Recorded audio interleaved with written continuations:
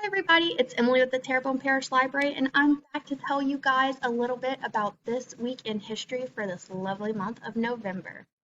So on November 2nd, 1867, the women's fashion magazine Harpers Bazaar was published for the first time by Hearst. It considers itself to be the style resource for women who are the first to buy the best, from casual to couture. Bazaar assembled photographers, designers, artists, and writers to deliver perspectives into the world of fashion and popular culture on a monthly basis. It was actually the first magazine to use live models instead of mannequins. On November 3rd, 1987, Gould was issued his U.S. patent for the laser, which stands for light amplification by stimulated emission of radiation. This ended his 30-year legal battle to be credited as the inventor.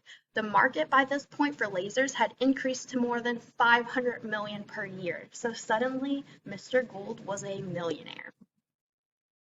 November 4th, 1922, British archaeologist Howard Carter and his workmen discovered a step leading to what we would later find out is the tomb of the King Tutankhamun in the Valley of Kings in Egypt. So King Tut ruled for about 10 years until his death at age 19. And what's important about Tut's rule is not what he did during his rule.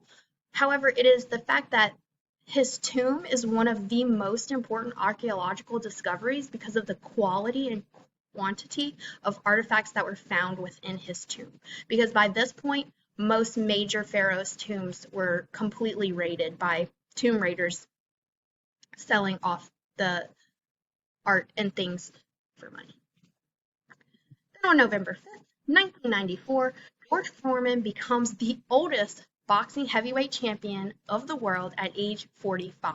He did this by defeating 26-year-old Michael Moore in the 10th round of their WBA fight in Las Vegas. More than 12,000 spectators at the MGM Grand Hotel watched Foreman dethrone Moore, who went into the fight with a 35-0 record. And finally, on November 6th, 1860, Abraham Lincoln was elected the 16th President of the United States. He was the first president to win as a Republican. So by the time of his inauguration on March 4th, 1861, 7 states had succeeded and formally established the Confederate States of America with Jefferson Davis as its elected president. Later in 63, Lincoln emancipated the slaves, and in 64 won re-election. However, only 5 days after the official end of the Civil War in 65, Lincoln was assassinated. All right, you guys, thanks so much for watching, and I hope you all learned something, and I hope you have an awesome November, and remember to watch for me next Monday.